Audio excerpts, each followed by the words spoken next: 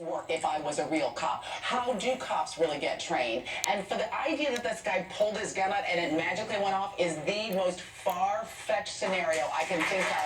Those safeties are on. Cops are trained to never even put their finger on a trigger unless they intend to fire. So pulling out a gun that's active and hot without the safety on and shooting. He thought he heard something behind her. Right? I don't know. Suddenly go like, Cops are trained constantly not to shoot the wrong person. That's how they're trained. They shoot constantly to make sure they don't make these mistakes. So the fact that they're making them is alarming. Why would he shoot a woman who's on a cell phone with pajamas, no bag, no nothing? What does he think she's going to do? And she's leaning into the car to speak What is to he them. going to do? Well, there's one thing here.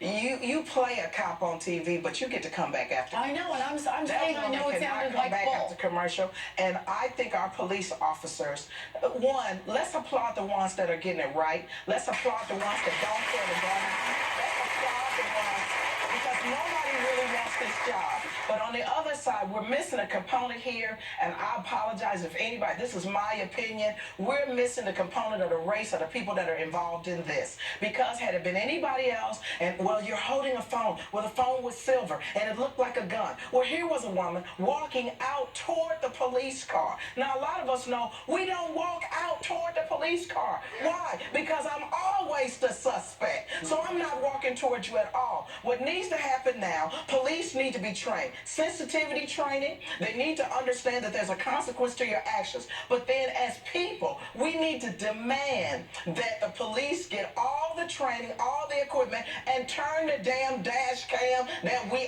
asked for on and turn the body cam on. We as people need to know, how do we approach the police? We need to know what their roles are. I think you got to say two things of the same thing, which is we shouldn't have to fear the police.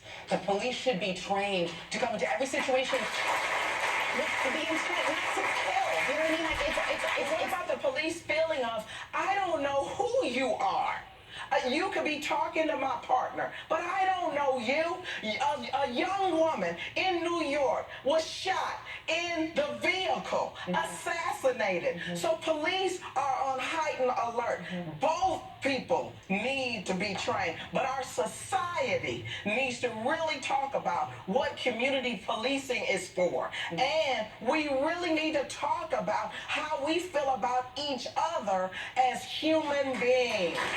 That's what this is about. As human beings. In that absence, because that is a very long-term strategy to what is a daily problem, the thing we need to also talk about is, and I get it, cops live every day in fear of their lives. They put their lives on the line every day, and that puts them in a heightened state of alert, and they make mistakes.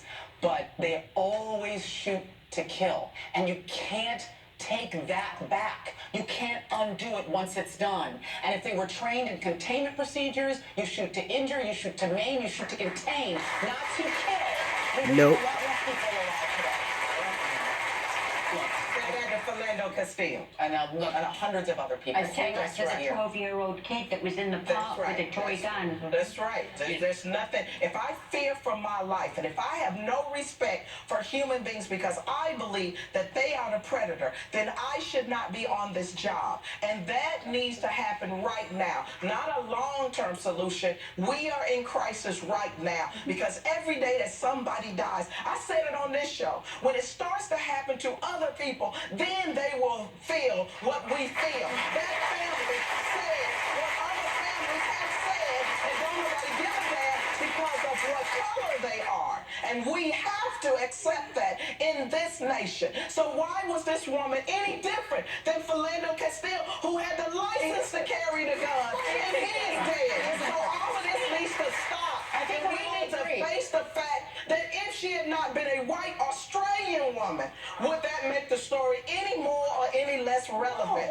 It's got to do with everything. Because if cops look at the people they're protecting and serving as non-human or not worthy of their training, this is going to happen more often. And now what needs to happen is everybody that this happens to needs to join what we have been saying for years. For years, I don't feel safe in America. That's what this is about. That's what this is about. I think it's safe to say at this point we have many more questions than answers in this case. I think we need to hear the 911 call that she made initially to police. We were earlier this morning, some of us listening to the call that was made by the officers on the scene for help. And I found it strange that they just shot someone and they sounded so calm. I'm like, did you realize when you made the call for help that the person you shot was the person who was calling for help? I think, in my opinion, what I really need to hear at this point is from the two officers who were there, their side of the story, and I would prefer to hear it in a court of law, under oath, so that they can't perjure themselves. I think we need to hear that, and then we'll see. Hopefully we'll get some answers. It is a tragic thing that happened. And I hear you, Sheryl. We have a long way to go. And if he gets acquitted, if the cop gets acquitted, like the other cops get acquitted, then we need to change the laws. We need to start changing in this country, because every day that somebody gets acquitted of something, it seems like it's open season on people. So we'll be watching this case to see what happens.